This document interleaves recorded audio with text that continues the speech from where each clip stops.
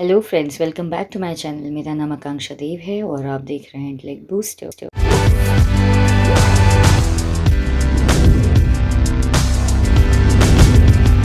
Accounting equation, इसका पहला video मैं बना चुकी हूँ, उसका लिंक मैं डिस्क्रिप्शन बॉक्स में दे दूँगी।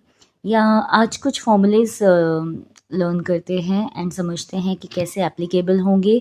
और ये बहुत ही इम्पॉर्टेंट टॉपिक है, ये चैप्टर बहुत इम्पॉर्टेंट है, इसी का ये बहुत बड़ा बेस है आगे general entries, ledger and so on. चलिए देखते हैं। Total assets equals to total liability, ये सबसे बड़ा फॉर्मूला होता है इसका। जितनी एसेट और वो लाइबिलिटी दोनों बराबर होते हैं। इसके अलावा होता है टोटल एसेट, तो नॉर्मली है। टोटल लाइबिलिटीज़ को और बाइफरकेट किया गया, internal liabilities and external liabilities. अब आप बोलेंगे ये दो चीज़ क्या होती है। इंटरनल लाइबिलिटी का मतलब होता है जैसे it is a amount payable to owner, मतलब हमें जो ओनर को पे करना होता है बाय द बिजनेस, है ना। जैसे ये कैपिटल के थ्रू शो होता है, it appears as capital in the balance sheet. And external liabilities क्या होती हैं, which are payable to outsiders, जो हमने बाहर को देना है, which are payable to outsiders, है ना। क्यों होता है ये? Because of credit purchase, loan, है ना, लोन रेज किया जाता है, टेकन, तो ये सारी चीज़ें होती हैं। अब जैसे आप इसका एग्जाम्पल से अगर समझते हैं तो इंटरनल लाइबिलिटी जैसे हो गई है अक्यूमुलेटेड प्रॉफिट, सैलरी दे रहे हम दूसरों को, और ये सारी चीज़ें जो कॉम्प्रोमाइजेज ऑब्लिगेशंस होती हैं। एक्सटर्नल लाइबिलिटीज़ क्या होती हैं, जैसे टैक्स हो गया, ओवरड्राफ्ट हो गया, क्रेडिटर्स हो गया, बोरोइंग्स हो गया, है ना, तो ये सारी हमारी लाइबिलिटी है। नेक्स्ट है टोटल एसेट इक्वल्स टू, देखिए मैंने बताया ना इंटरनल लाइबिलिटीज़ के उसको सब्स्टिट्यूट करके इन्होंने कैपिटल लिख दिया है ना, क्योंकि ये बैलेंस शीट में शो होता है। आइए कुछ क्वेश्चंस करके इसको समझते हैं, और अगर आपको कोई भी डाउट हो तो कमेंट बॉक्स में ज़रूर पूछिएगा। इसका एक एक क्वेश्चन का मैं आंसर दे सकती हूँ आपकी बुक में। आपको कहीं पे भी कोई भी डाउट हो तो please don't hesitate to ask me any doubt. चलिए, Harsha started business with cash ₹2 lakh. इसको हम कैसे अकाउंटिंग इक्वेशन में शो करेंगे, मैं आपको पूरा बता रही हूँ। इसका फाइनल भी बताऊंगी, पर मैं ऐसे पार्ट कर करके बता रही हूँ ताकि आपको कन्फ्यूजन ना हो। देखिए, इसका ये फॉर्मेट बनता है, मैंने आपको ये नटशेल में नहीं, मैं आपको डिटेल में समझा रही हूँ। अब आप बोलेंगे कि यहाँ पे देखिए पहले सीरियल नंबर आएगा, एक्सप्लेनेशन आता है, एसेट्स का कॉलम एंड लाइबिलिटीज़ का कॉलम। अब आप ये बोलेंगे कि ये स्टॉक्स, डेटर्स, फर्नीचर्स, ये सब कहाँ से आए हैं। मैं आपको धीरे धीरे समझाती हूँ कि कैसे आया है। इसमें क्या बोला है, started business with cash, cash से उसने एक बिजनेस स्टार्ट किया, तो इसका इफेक्ट क्या आएगा एक्सप्लेनेशन में। देखिए, अगर कैश से स्टार्ट किया है तो increase in cash and increase in capital, दोनों में इंक्रीज होगा, ठीक है। तो कैश के कॉलम में हमने 2 लाख लिख दिया एंड कैपिटल के कॉलम में हमने 2 लाख लिख दिया। नेक्स्ट है purchase goods from Naman for cash 40,000। हमने नमन से कैश में गुड्स खरीदा 40,000। इसका इम्पैक्ट क्या होगा आप खुद बताइए। स्टॉक आया, गुड्स मतलब स्टॉक इंक्रीज हुआ, और कैश गया, हमने कैश पे किया है तो कैश गया, ठीक है। आपको रूल्स भी अगर नहीं पता होंगे तो मैंने रूल्स के भी वीडियोस बनाए हुए हैं, प्लीज़ वहाँ जाके ज़रूर चेक करिएगा। ये सिंपल तरीके से हम समझते हैं। अगर इंक्रीज हुआ है स्टॉक में तो हम क्या करेंगे, हमने एक स्टॉक का अलग सेक्शन बना लिया। आप देख सकते हैं कि मैंने स्टॉक का सेक्शन बनाया हुआ है। अब कैश से तो आपका 40,000 हम रिड्यूस करेंगे, तो जो ब्रैकेट में 40,000 लिखा हुआ है उसका मतलब होता है डिडक्शन, माइनस। हमने स्टॉक को 40,000 से इंक्रीज कर दिया, बट उसका इम्पैक्ट कैपिटल में तो नहीं आ रहा, तो हमने वहां कुछ भी नहीं लिखा है, ठीक है। नेक्स्ट होता है goods sold to Bhanu costing 10,000। 10,000 का गुड्स था, 12,000 में बेचा। 10,000 के गुड को 12,000 में बेचा, तो उससे क्या हुआ, आपको ऐसे भी समझ आ रहा है कि 2,000 का उसने प्रॉफिट लिया। तो अब हम इसको शो कैसे करेंगे। गुड सेल हुआ है मतलब आपका स्टॉक से रिड्यूस होगा, कैश बढ़ेगा, कैपिटल बढ़ेगा आपका।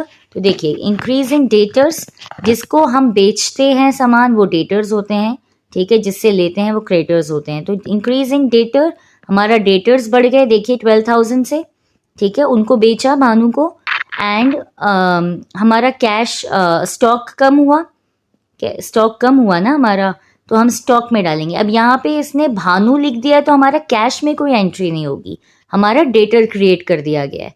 है ना, और हमें 2000 का कैपिटल प्रॉफिट हुआ है तो हम कैपिटल में ऐड ऑन कर देंगे, लॉस होगा तो कैपिटल से माइनस होगा, है ना। तो ये सारी चीजें। नेक्स्ट देखते हैं, बॉट फर्नीचर ऑन क्रेडिट। अब देखिए यहाँ पे आपके क्रेडिटर्स जनरेट हो गए, है ना। एक एक क्वेश्चन से आपको समझ आएगा, इसलिए मैं अलग अलग से समझा रही हूँ। क्रेडिट में लिया मीन्स क्रेडिटर्स आपके रेज हो गए हैं। बॉट फर्नीचर मतलब आपके फर्नीचर मीन्स स्टॉक इंक्रीज होगा, ठीक है। अब लिया है तो कैश तो नहीं जाएगा क्योंकि क्रेडिट पे लिया हुआ है, तो हम क्या देखें, इंक्रीज इन फर्नीचर मतलब स्टॉक इंक्रीज हुआ है, क्रेडिटर्स भी इंक्रीज हुए हैं क्योंकि आपने क्रेडिट पे लिया, लायबिलिटी बढ़ गई आपकी। तो देखिए यहाँ पे कैश पे कोई इम्पैक्ट नहीं आया, स्टॉक पे इम्पैक्ट आएगा। आप बताइए, स्टॉक पे इम्पैक्ट आएगा। स्टॉक के लिए इसने पूरा आपको बता दिया कि स्टॉक में क्या लिया है, फर्नीचर लिया, तो आपका फर्नीचर का एक अलग हमने सेक्शन बना दिया, उसको मेंशन कर दिया। 7000 ने फर्नीचर में लिख दिया, स्टॉक में क्यों नहीं लिखा, क्योंकि स्टॉक अलग चीज है, यहाँ पे फर्नीचर एसेट उसने क्लियरली मेंशन किया, तो you have to mention it. आपने क्रेडिटर्स आपके रेस कर दिए 7000 से, तो मैंने क्रेडिटर्स पे डाल दिया है और कहीं पे भी इसका इम्पैक्ट नहीं आएगा। बाकी चीज़ें आप कैरी फॉरवर्ड करते जाइए, जैसे 160 आपका ये कैश जा रहा है, स्टॉक 30,000, ये आपका कैरी फॉरवर्ड होता जाएगा। आप देखिएगा at the end asset and liability दोनों इक्वल हो जाएंगे। नेक्स्ट ये देखिए, फाइनल एंट्रीज देखिए, इस पे ये बनता है एक्चुअली इक्वेशंस, अकाउंटिंग इक्वेशन ऐसे बनता है। मैंने आपको अलग अलग तरीके से इसलिए समझाया ताकि आपको कहीं डाउट ना हो, ऐसे आप कहीं कंफ्यूज ना हो जाएं। आपको प्लीज़ कहीं भी डाउट हो, किसी भी क्वेश्चन में डाउट हो तो प्लीज़ बताइए। अगर आप चाहते हैं कि मैं और किस तरीके के वीडियोस बनाऊं, एक एक क्वेश्चन समझाने वाले वीडियोस बनाऊं, तो वो भी बताइएगा प्लीज़। आप कमेंट बॉक्स में ज़रूर अपने सजेशंस दीजिएगा, ठीक है। अब देखिए, अगर आप इसको टोटल करेंगे ना, 1,60,000, 30,000, 12,000, 7,000 इनको ऐड करिए और यहाँ से आप 2,07,000 को ऐड करेंगे तो ये दोनों टैली होंगे, ये काम आपका है। नेक्स्ट क्वेश्चन मैं एक और एग्जांपल से आपको समझा रही हूँ। Rohit commenced business with cash this much, मतलब बिजनेस कैश, मतलब कैश से बिजनेस स्टार्ट किया, तो आपका ये एकदम आप रट लीजिए, कमेंस बिजनेस विद कैश का दो ही इम्पैक्ट होंगे। हर चीज के डुअल इफेक्ट्स होते हैं, आपको पता है, डुअल एंट्री सिस्टम। कैश आपका आया और कैपिटल भी, ठीक है, तो कैश और कैपिटल में दोनों में एंट्री होगी। नेक्स्ट हुआ purchase for machinery on credit. अब देखिए यहाँ पे फिर से आ गया, मशीनरी किए हैं तो आपको मशीनरी का एक अलग सेक्शन बनाना पड़ेगा एंड आपके क्रेडिटर्स रेज हो गए। यहाँ पे कैश नहीं लिखा है, कई बच्चे कंफ्यूज होते हैं कि यहाँ पे तो 40,000 लिखा है, मतलब पैसे तो लिखे ही है ना, तो क्रेडिट क्यों रेज हो रहा है, क्योंकि ये क्रेडिट पे ले रहा है, पैसे पे नहीं कर रहे हो। आप सामान ले आए हो पर उसका पैसा नहीं दिया, बट उसकी कॉस्टिंग तो लिखोगे ना आप कि वो कितने का है। तो यहाँ पे क्या होगा, आपका एक मशीनरी रेज होगा और क्रेडिटर्स रेज होंगे। चलिए देखते हैं इसका इम्पैक्ट। देखिए इसका कैश पे कोई इम्पैक्ट आया नहीं आया, इसका एक्सप्लेनेशन मैंने दिया हुआ है, increase in machinery and increase in creditors, दो ही इम्पैक्ट हुए। मशीनरी में आपने 40,000 ऐड कर दिया है, क्रेडिटर्स आपने 40,000 से रेज कर दिए हैं, बाकी और कैश और कैपिटल में कोई इम्पैक्ट नहीं आया है।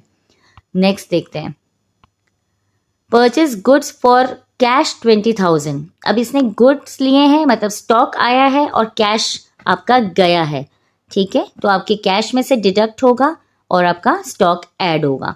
देखिए मैंने कैश में से डिडक्ट कर दिया एंड स्टॉक ऐड कर दिया, बाकी कहीं और इम्पैक्ट नहीं आया है। तो जहां इम्पैक्ट नहीं आया है, डू नॉट राइट एनीथिंग, आप उसको कैरी फॉरवर्ड करते जाइएगा, ठीक है।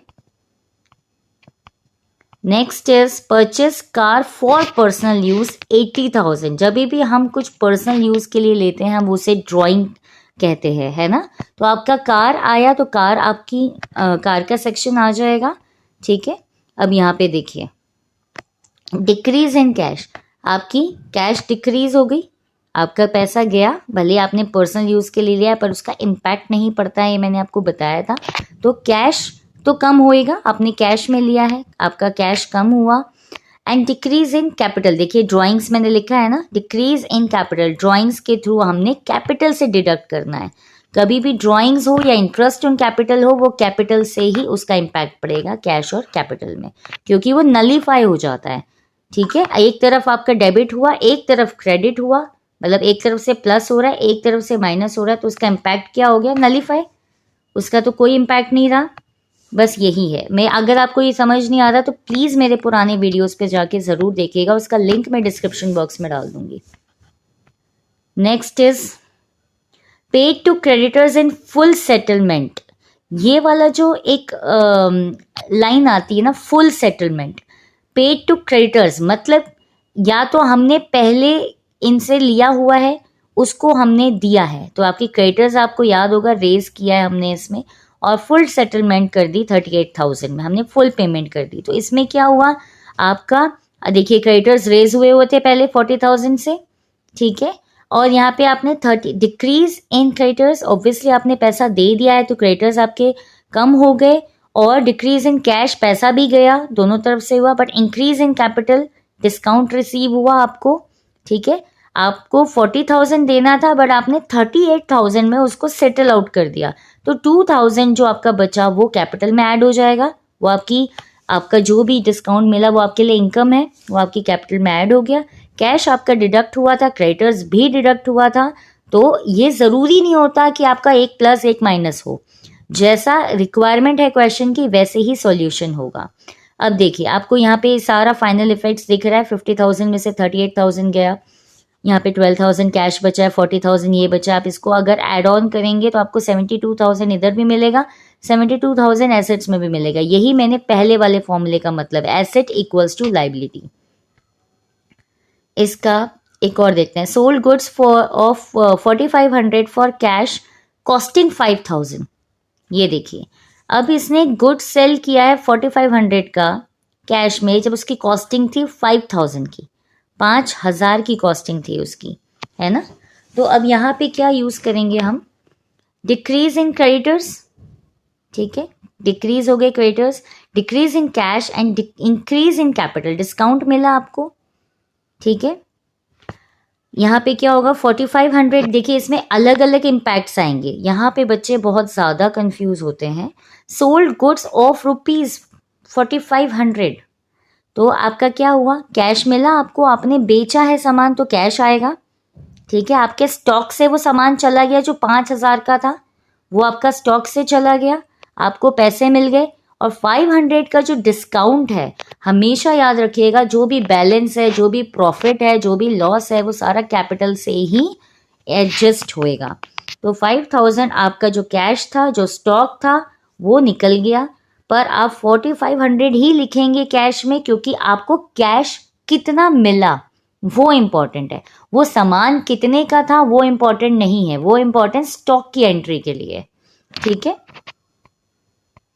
नेक्स्ट, पेड रेंट ऑफ ₹1,000, आपने रेंट पे किया, तो पे किया मीन्स आपका कैश गया है, ठीक है, आपका कैश चला गया और आपकी कैपिटल से भी वो डिडक्ट हो जाएगा, तो दोनों तरफ होगा। डिक्रीज इन क्रेडिटर्स, आपने एक लाइबिलिटी खत्म कर दी, रेंट भी आपकी लाइबिलिटी है, आपको पे करना है, तो वो कैपिटल से डिडक्ट हो गया, एंड आपका कैश भी चला गया, ओके।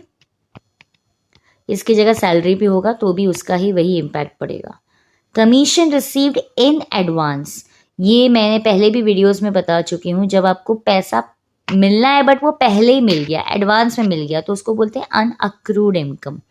तो इंक्रीज इन कैश, आपका पैसा नहीं मिलना था मगर मिल गया, कैश तो बढ़ गया ना आपका, और अनअक्रूड इनकम भी बढ़ गई, जो इनकम नहीं होनी थी इस साल में वो भी हो गई है, तो आपको कैश में भी ऐड ऑन करना है।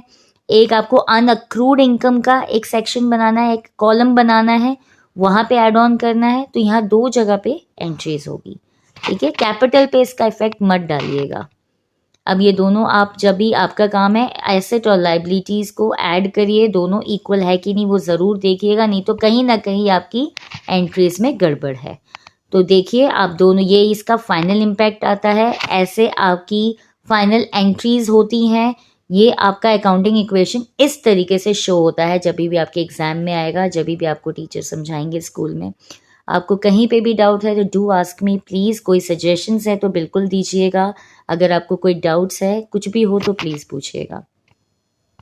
Thank you for watching my video, please subscribe and press the bell icon.